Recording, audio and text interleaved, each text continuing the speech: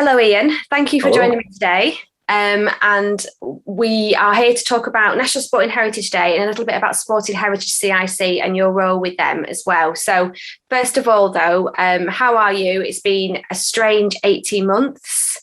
And what have you been up to over lockdown? It has been a strange 18 months. Like everybody else who makes the living from spouting in public, all my gigs just fell off a cliff in March. Nothing happened. The diary was emptied. Last gig I did was at the wonderful Penistone Paramount Cinema. And the chap in charge, the wonderful name Brian Barnsley, was saying, I don't think much is going to happen after this. And I said, do you think we're really going to be locked down? And he said, I had to cancel an AC/DC tribute band. I said, well, I know that things are going to get bad.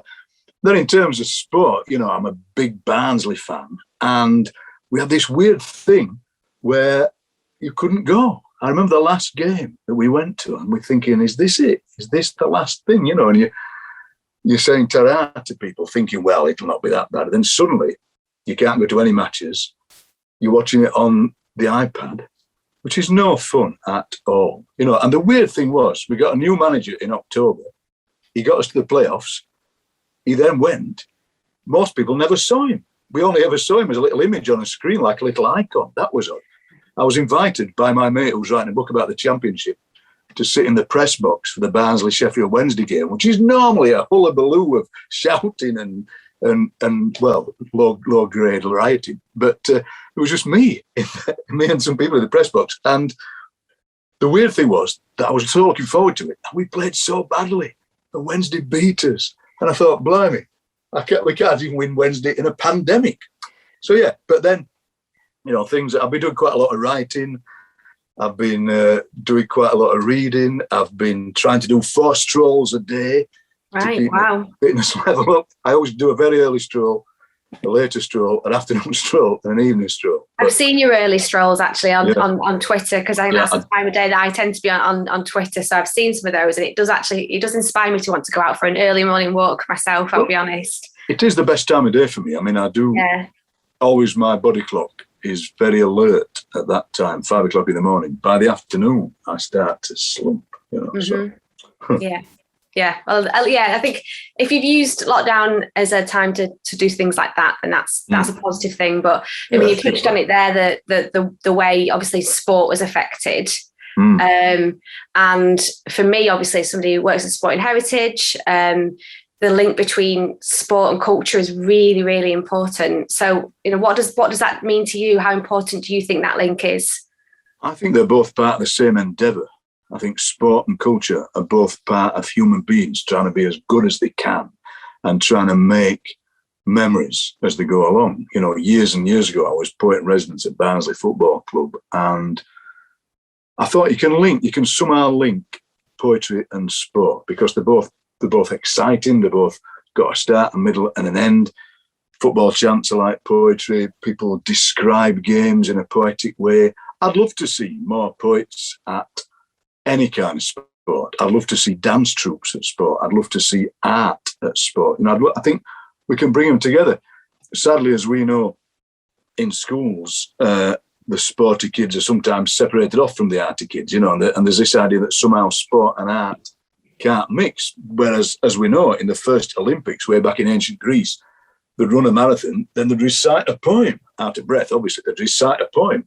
And they were all seen as part of signposts and milestones of the human spirit. So I think the more of that we can encourage, the better, most definitely. And that's why Sporting Heritage is such a good thing, because you can just start it off in a way you go, well, what was your favourite match? People start telling you, what was the funniest thing that ever happened to you at a match? What about that time you didn't get to the match? What about, and people tell you these fantastic stories, which are, they're art in themselves. So there's definitely a link culturally between sport and art, and we just that's the great thing that Sporting Heritage does. It keeps it alive. It says, look, these two are inextricably linked. And the exciting thing is that people who would never in a million years go in an art gallery will collect photographs of great matches, and they'll collect programs. And you said to them, you're collecting art here. And they say, well, no, it's just a picture of me and my mate at the away match. No. This is art, this is heritage, this is culture, this is archive. So, yeah, they are inextricably linked, definitely. And that's why, as we were just saying, the the link was broken a bit in lockdown when you couldn't be part of that thing where your mate who sits behind you, like this bloke who sits behind me, always smacks me on the head when we score. You know, we're bang. Yeah. You think, oh, we don't score too many. And, you know, you sat on the settee of your own at home. You know, I tried smacking myself on the head to do work because I was ready for it. You know, it's that kind of thing. I so missed that thing of being in a crowd.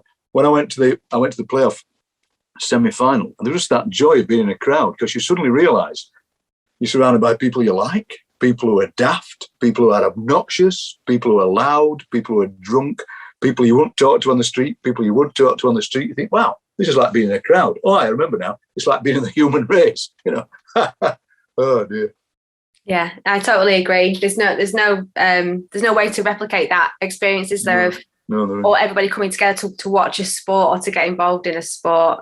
Yeah, just the way that what I like about it is it happens in real time. That's what I've always loved about it. You know, you watch it on the telly, you can watch a replay, but you know, in real time, it starts, it ends. You go, you know, as I often say, in those 90 minutes, if it's a football match, you see endeavour, you see farce, you see tragedy, you see people trying really hard, you see people not trying very hard, you see moments of genius, you see moments of stupidity, and you can't see them again. It ends. That's what I love about it. It's like, as I often say, you know, you can go and see a play, you can guess the end. You can go and see a film, you can guess the end. You go to a football match, you can never guess the end. Got no idea. Yeah. The team that you should beat beats you. The team that should thrash you win them. Yeah. Gosh, that's the thing, isn't it?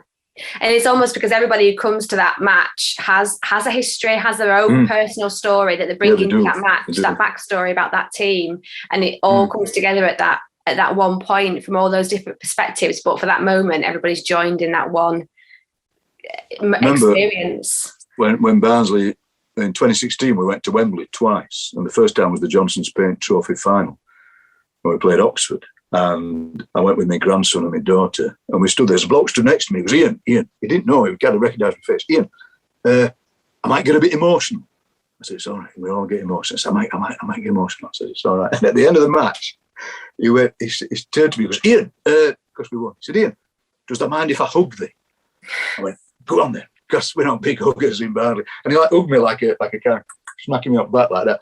And then he suddenly did this amazing thing that was so touching, because he'd told me before or during the game that his dad had died fairly recently and couldn't get to match, and suddenly he fell to the ground and he's beating the ground with his fists and he's going, "Me dad," and he's shouting like that. I thought, goodness me, you know, that's a shared experience. Gosh, what a thing that was.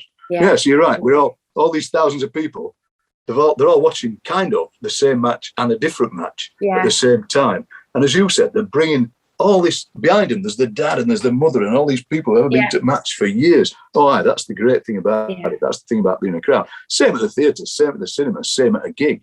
You know, that's what we've all missed these past 18 months, definitely. Yeah. Well, you've touched on it a little bit there, but could you just give us an overview about what you do for Sporting Heritage as a sporting ambassador and why you think it's important to do that role? I think as an ambassador, I mean, a lot of the ambassadors are ex-sportsmen, and I'm just an ex-chap who watches. You know, I'm not a sportsman, so I represent the crowd. I think I represent the common person who's there going, this is what Sporting Heritage is about. I like to be an ambassador because I'm keen on those links that we mentioned earlier between sport and wider culture, and the way that sometimes they're forgotten or sidelined. And I'm here to say, no, we're part of the mainstream. I think that Sporting Heritage does a fantastic job in reminding people that their lives and their experiences are important. So that's why I'm proud to be an ambassador. And what I've done in the past is just kind of speak up for it. And on Sporting Heritage Day, I'm doing a Twitter takeover. Can't wait for that. I'm going to take over Twitter and encourage people to tweet Sporting Heritage memories. But what I think I might do on Sporting Heritage Day is start off with the first line of a poem about Sporting Heritage, and then we'll build it for a while into a kind of Sporting Heritage epic. So that's my plan. That sounds like a great idea. Yeah, it might work, you know, and people will join in, and that's the great thing about Twitter. That's why I like Twitter so much. I mean, I steer clear of the horribleness in Twitter, but there's a great community on Twitter that just shows things and is delighted by things and shares things. So that's my plan for Sporting Heritage Day. And which that I just thought of just now. I just thought, really? You have to hold me to it. But yeah. Oh, no, that sounds amazing, because obviously we're talking a little bit about National Sport and Heritage Day, which for those who don't know is on the 30th of September. And it's on the 30th of September every year. And it's something that everybody can get involved with. So we're not asking, like you say, professional sports people or ex-professional sports people. It's for anybody who loves sport, who has a history or a heritage of their own, or they work for an organisation that has collections relating to sporting heritage. And this year's theme in particular is intergenerational learning. So we've talked a little bit about people going to matches with their family and all the different generations. And we thought that'd be a really good theme this year, because people haven't been able to do that with their families for a while, to sit down as a group, different ages, and chat about sport. So what does intergenerational learning mean to you? What's your understanding of it, and why is it important? I think, the world began, didn't it, with intergenerational learning, that grandparents and parents taught their children things way back. They said, well, don't go down that path. Watch out, there's a saber-toothed tiger behind that tree. So that's how it began. And older people have always passed on knowledge and memories to younger people. And it works so well in sport. My dad, to be honest with you, wasn't a football fan. He went fishing. He loved fishing. That was his sport. He could fishing. So he'd take me fishing. I found it the most boring thing in the world, but he'd love sitting there fishing. He longed to pass on to me his love of fishing and his love of fly tying. He never did. But way back in the background, he was a fan of an obscure and now forgotten Scottish football club called Third Lanark. He used to watch them when he was a kid. So I kind of thought, well, he does that. So I was never taken to the football by my dad. I went occasionally with my cousin, Ronald, who was a big Chesterfield fan. But then when we had the kids, I've got 3 kids, they said, Dad, I want you to take us to watch Barnsley. And I thought, well, all right, I will. So it's like the opposite. Most people, their dads take them. With me, the kids took me. They said, come on, Dad, go. And I felt a bit apprehensive, because I always thought football was a bit like jazz. I like jazz, but I think with jazz, it's like a list of names. You go, oh, do you like so-and-so? Do you like so-and-so? Do you like so-and-so? And I thought, if I go to this football match, I don't know anybody is, but then it's amazing how quickly you can get up to speed, and how quickly just that moment of being there gets you. So that was it. Me and my 3 kids and my 2 nephews, we used to go to all the away matches on the bus, and it was just so much fun. Me and these 5 kids, and that was intergenerational learning. We'd have massive picnics that we'd eat before we got to Junction 35. To be honest with you, and my wife would make these picnics, and she'd stick people's names on the sandwiches and we'd eat them all, and just being there. And my eldest daughter in particular, she loved the away matches. We go all the way to somewhere like Crystal Palace, which is a long run, and she would love that. And she's the one of the 3 kids that still would like to go. And then I took my grandson, and I'm hoping that my youngest grandson, Noah, will want to come. And it is a thing that you can go and do together. There's not many things you can do together, because it turns out, if you go to the theatre, probably the shows that you like, the kids might not like. But you go to a football match and everybody can like it. I think sometimes people get taken too young. I've seen people with babies, or like 3-year-olds. But once they get old enough to appreciate that 90 minutes this is going to last and you're going to see some amazing stuff. Yes, that's what intergenerational learning means to me, definitely. And what about some of those conversations that you can have as well intergenerationally? So how does that differ, do you think, like, I don't know, chatting to your friend or somebody who's one of your contemporaries? What makes those conversations between older people and younger people special or different? To me, it's because for the younger person, it's all new. So you can talk to somebody your age. I'm in my mid-60s, talk to somebody your age, and it's kind of, in a sense, it's old news. You can say, well, this is what happened. We did this, we did that. I'm still going to the match. I'm still interested. But this happened then. Listen to Grandad talking. This happened then. This happened then. But for the younger people, it's completely new. You say, what? You won the FA, not that I remember it. They say, you won the FA Cup in 1912. Yes, we did. And it's kind of, these are new things to them. You got to the Premier League in 1997, which for me feels like about a moment before I stepped into this room. But of course, it's 20 odd years ago. My kids went with me, but that feels like a long time ago. So it's about the passing on of knowledge, but also what you want from them is a kind of, what is it? It's a kind of enthusiasm. It's a kind of vigor. It's a kind of, it's a vigorous enthusiasm that can't be replicated. I think young people have got a vigorous enthusiasm for sport and for excitement and for newness that, although as an older person, I try and still be excited by new things. Young people have it automatically because that's biologically what they are. And so that link between the old and the new comes together in these intergenerational chats. It is an amazing thing. It's fantastic. So when me and my grandson Noah play football in the garden together, we'll be talking about football. He'll have his Barnsley shirt on or his England shirt on, and we'll talk about it. And often, as we know, men, particularly northern men, don't talk. They don't talk, but they do at football. That's the way in to get these taciturn blokes to talk. Get them to talk about football or cricket or rugby or any sport. Just get them talking, because as we know, talking makes you feel good. Talking is great for your mental health. Talking is good for your physical health.